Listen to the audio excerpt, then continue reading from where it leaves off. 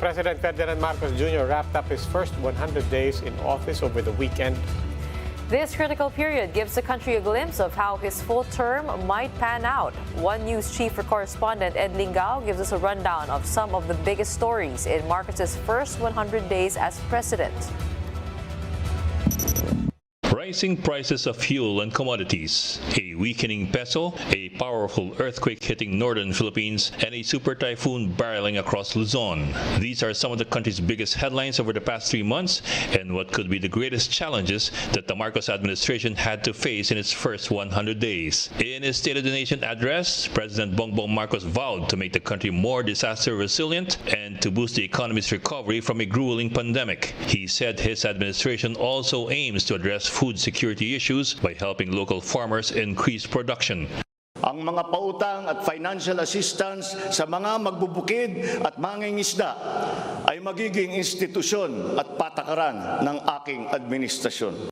To reach these goals, Marcos appointed himself as Agriculture Secretary during his first month in office, giving himself direct responsibility to increase food output in the face of rising inflation. But controlling inflation proved to be a struggle to the Marcos administration. By the third month of his presidency, the country's headline inflation has already accelerated to 6.9%, the highest since October 2018. Data from the Energy Department, meanwhile, showed that the hike in gasoline prices stood at 14 pesos and 45 centavos per liter since the start of the year, while diesel saw a net increase of nearly 29 pesos per liter. Economists attribute the soaring prices as well as the weakening peso to global headwinds. Now, to address the rising prices of fuel, Marcos is looking into diversifying the country's energy sources, even revealing that he has been in talks with Russia for possible fuel supply.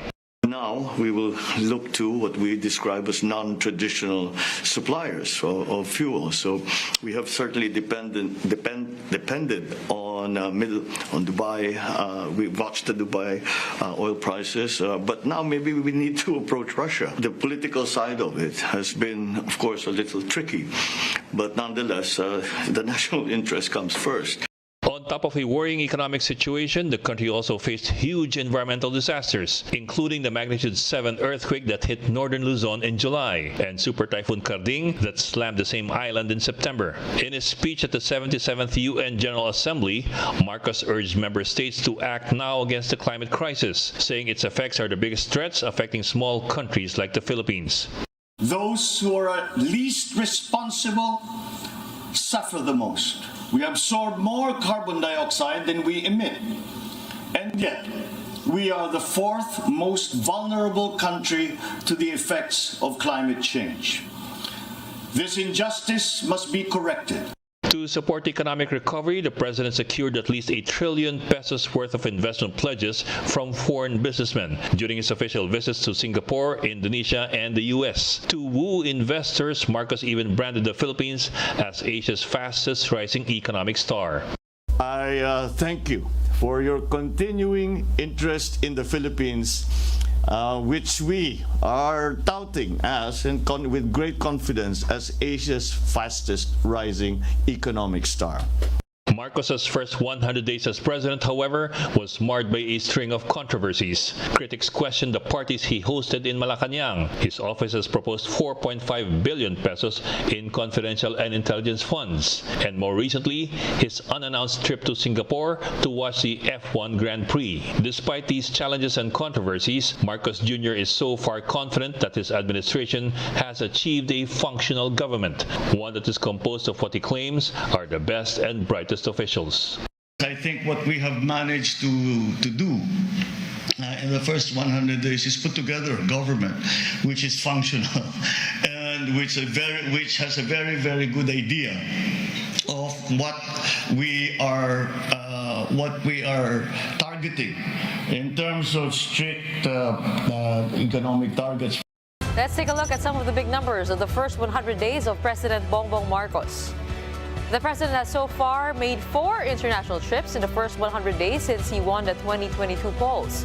2 of those 4 are considered state visits, namely his visit to Indonesia and his first trip to Singapore, while his trip to the United States was considered a working visit. His recent trip to Singapore earlier this month was met with criticism after he was spotted watching the Formula One Grand Prix. The palace, however, said that the visit was still a very productive one. Of those 4 trips, Marcos Jr. said he was able to secure around $18.5 billion worth of investment pledges, $14.36 billion of which came from state visits to Indonesia and Singapore. Now, the other $3.9 billion came from his visit to the United States. The president and his administration, meanwhile, will have a huge budget for the upcoming year. 5.268 trillion pesos. That's the proposed national budget for 2023. That is 4.9% up from this year's national budget. House leaders are expected to pass the 2023 budget before the October recess. Included in the 2023 national budget request is 9.2 billion pesos in confidential funds, 4.5 billion pesos of which will go to the office of the president. Now, as its name suggests, confidential funds are for confidential expenses related to surveillance activities in civilian government agencies that are intended to support their mandate or operations. Now, in his first 100 days in office, President Marcos already received 3 resignations from key officials. First to resign was former Executive Secretary Vic Rodriguez, citing the need to be present for his young family. Next to resign were former Press Secretary Trixie Cruz Angeles and Commission on Audit Chairman Jose Calida. And in his first 100 days in office, President Marcos has had about 10 vlog entries in his YouTube channel. Marcos Jr. said he and his team agreed to keep his vlog despite his busy schedule and expected heavy workload in order to inform the public about his administration's actions and programs.